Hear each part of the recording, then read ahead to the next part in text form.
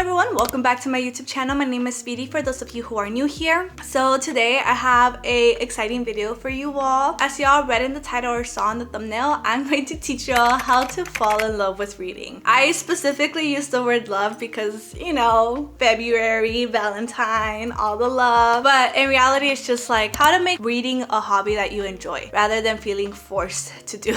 Because everyone has heard you should read at least 30 minutes a day. Everyone has heard the benefits of reading and everything like that. A lot of people try and it's just not their thing, and that's okay. But if you want to make it your thing, keep watching because I have some tips and tricks to make y'all fall in love with reading. How many of you write down on your goals for the year, read a book, and then have difficulty actually picking up a book or making it your priority to read? Because I've been there, and also it happens. There's no secrets here, it's okay. So just a little bit of background. I'm not a literature major or anything like that, but I do have some experience with books, as y'all can see in my channel. I have read a lot of books, but it wasn't always like that. I used to love reading growing up, so I remember falling in love with the Junie B. Jones books in elementary, and I just really enjoyed reading a lot growing up. Eventually, I fell into the genre of horror, and then I got into middle school and found like supernatural, paranormal kind of books, and then we found romance books, and it's just been a journey, right? I loved reading. I loved going to the library because I couldn't buy my own books, so I would go to the library all the time. The librarians were my friends at that point, and you would never see me without a book.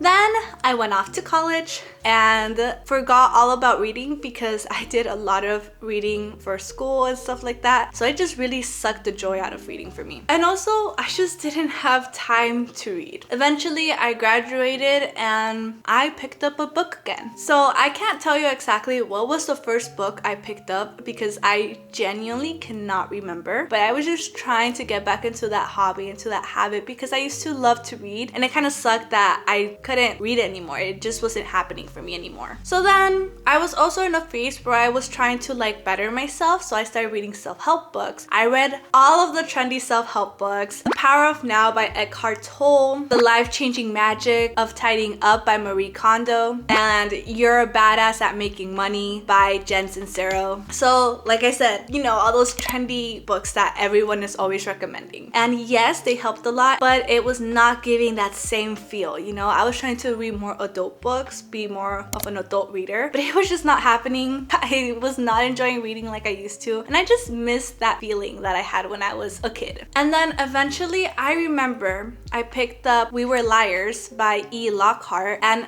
there it was. It clicked. That's what I wanted. That feeling, that like page turner, the me being sucked into the book and not knowing what time it was, what day it was, what season we were in. Like, oh, where am I? So I just finally found that feeling again, and I enjoyed myself so much reading that book. And so then I kind of went back into fiction, and then I remember picking up Things We Never Got Over by Lucy Score. And I remember, oh my god, I forgot how much I love reading romance books, because when I was in high school, reading romance was not cool. People would make fun of you for reading romance. It sucked. A lot of things sucked when I was in high school.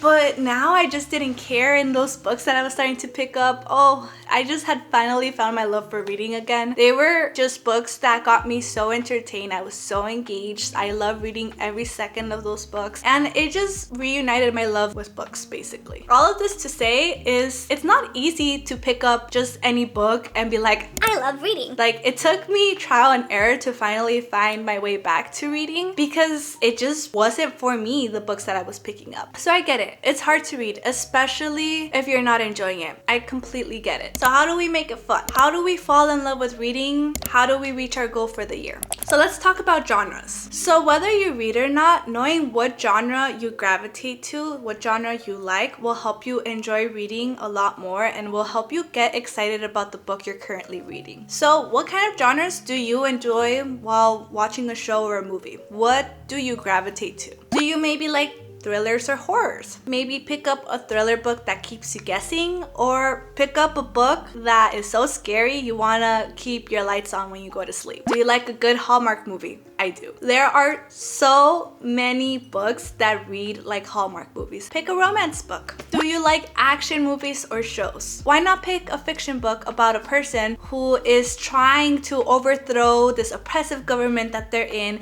and has these amazing fight scenes and has these glorious quests they go on? Do you like to watch documentaries about, I don't know, whales? Pick up a non-fiction book about whales. Do you kind of see the pattern here? If you like a certain genre, look for that genre when you're looking for books. It will be so much easier for you to read a fiction book about street racing if you are a mega fan of the Fast and Furious series. But it'll be really hard for you to read The Hobbit if you're not into fantasy. Familiarity is key here. You want to be comfortable to get into the habit of reading for enjoyment rather than feeling forced to do so. Pick up a genre that you know you love and enjoy and look for something in that genre when it comes to books. Now, how much can you realistically read? Well, that will really depend on you and your level of reading. Do you all remember the 30-minute of reading homework assignments that we would get in elementary? Try that. Like, for reals, I'm not even kidding. Try to incorporate at least 30 minutes of reading to kind of just get you started, you know? Just add it into your routine, into your lifestyle. So for this, I would recommend, if you struggle to reach those 30 minutes, put a timer on. And then once you have your timer on, put your phone far, far away from your beach. If you're at the couch, put it at the kitchen or something like that. And along with your phones, any other distractions as well. If you have an iPad, if you have a computer, have it somewhere else. If you have the remote near you to turn on the TV, put it over there with your phone. Just try to keep distractions away so then all you have to distract you is your book. If you see you could easily read up to 30 minutes, then go ahead and try for longer. Or just don't put a timer on at all. Eventually, your goal is to not have timers because you start reading out of enjoyment rather than being forced. It will feel very easy to just pick up your book to read than putting your timer on, putting it away because you are trying to force yourself to read. So your goal is to eventually not need that extra help, that clutch. But I get it. If you're just getting into reading, you might really need to put your distractions away and try to at least reach 30 minutes of reading to get into that habit. And who knows, maybe one day you'll enjoy your book so much that you're reading for hours on end. Next thing you know, the sun is down, the moon is up, and you haven't moved from the spot you're in. I know, it happens.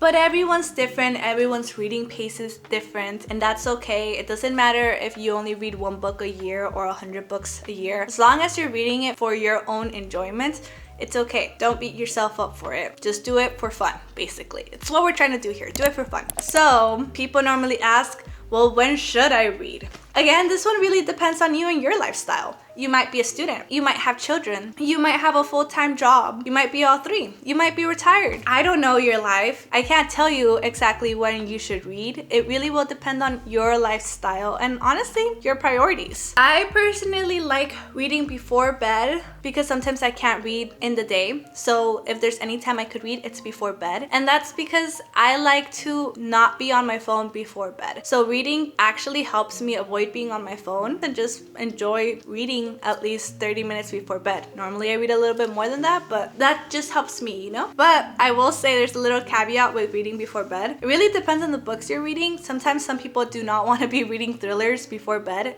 Totally get that. And other times some books are so frustrating or so engaging that you read for hours on end and suddenly it's 3 in the morning. So like, I guess just be mindful, you still need to sleep, like sleep is still important. But yeah, reading before bed definitely works for a lot of people. At the end of the day, you eventually will find time to read because you enjoy the book you're reading and you want to know what happens next. So again, this kind of just becomes, what are you prioritizing? So like, whether you read in the morning, middle of the day, or at night, it really just depends up to you and your lifestyle. So I will be recommending some books from different genres that I've read, and these are all books that I've read. So these are recommendations from things that I've read that are decent enough to get into, basically. They might not all be 5-star reads, but but they are still interesting enough to read and a little bit easier to consume too. But before I get into recommendations, I first quickly want to say, do not dismiss audiobooks. I know there's a lot of controversy about whether audiobooks counts as reading or not. Yeah, like don't dismiss audiobooks. Audiobooks is a really good way to get into reading, especially if you don't have the time. I like to listen to audiobooks when I like to do chores or I'm cooking. I know some people like to listen to audiobooks on their commute to work or something like that. So if you're a very busy person, I think audiobooks can help. If you have a hard time concentrating when it comes to reading, then you can read along with an audiobook. I know that also helps. So definitely look into audiobooks. That is a really good way to get into reading. Also, you probably have heard of BookTok or very trendy books, viral books and stuff like that. I know that the book community, like any other community, could be toxic. I know that some people can be really mean and kind of just put down other people for reading trendy viral books. Don't listen to them. There's a reason these books are trendy. There's a reason these books are viral. Try them out. Honestly, if something's trendy, why not try it? It may be for you, it may not be for you. At the end of the day, like not everyone's going to like the same thing. If you are interested in like other books and you're just not sure where to start, honestly, just look at what's trending. It might actually help. Anyway, no one should judge anyone by what they're reading. Really, like for reals, come on.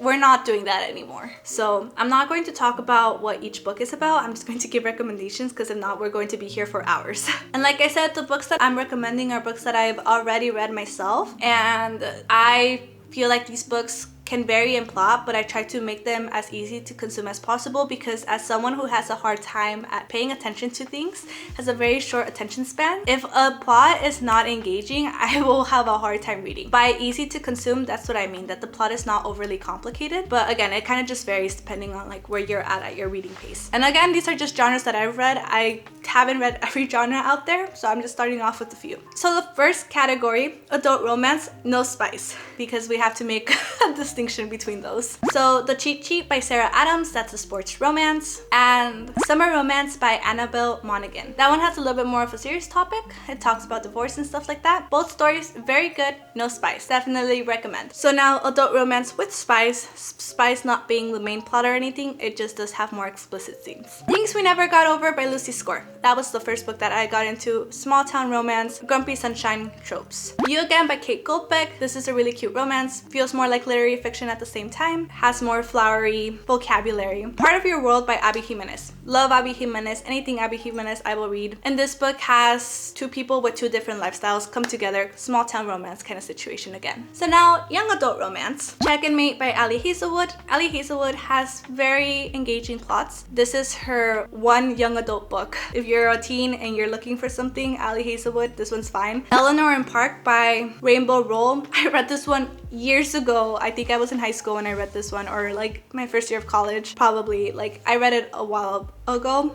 and I really enjoyed it. Thrillers. The Housemaid by Frida McFadden. I know, everyone has heard about this book, but it's for a reason. If you're into thrillers, Frida McFadden has a very easy way of writing. It was a good book to read. Listen for the Lie by Amy Tintera. Absolutely love this book. Had a podcast in it that gave a bit of a comedic relief. Very interesting story. Pretty Girls by Karen Slaughter. This one, a little bit darker than the other two that I mentioned. Would look at trigger warnings. It is not the nicest book, but it is a really good thriller. 10 out of 10 recommend. Fantasy. This could be categorized as young adult fantasy too because they're both young adult books, but they're really good fantasy books. Throne of Glass by Sarah J Maas. I will forever recommend this book for any fantasy people, especially if you're trying to get into fantasy.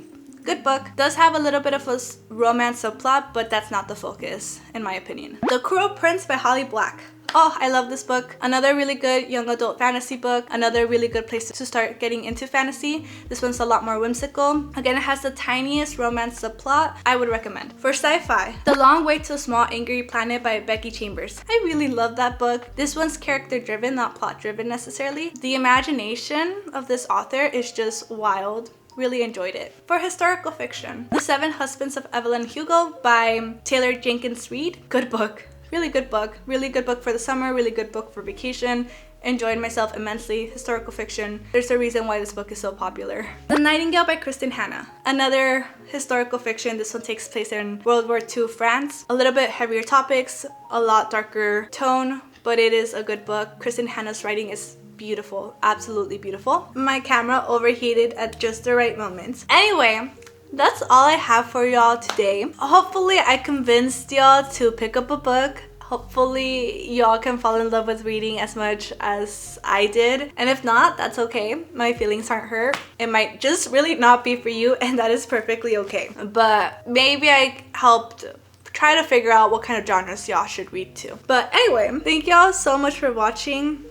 If you like this video, please give it a thumbs up. If you have any video recommendations, any book recommendations, anything that y'all want to talk about, honestly, comment down below. If you haven't done so already and you would like to, please subscribe. I make book content, as I mentioned, and now and then I sprinkle a little vlogs. So thank you all so much for watching. Have a beautiful day, and I will see y'all next time. Bye bye.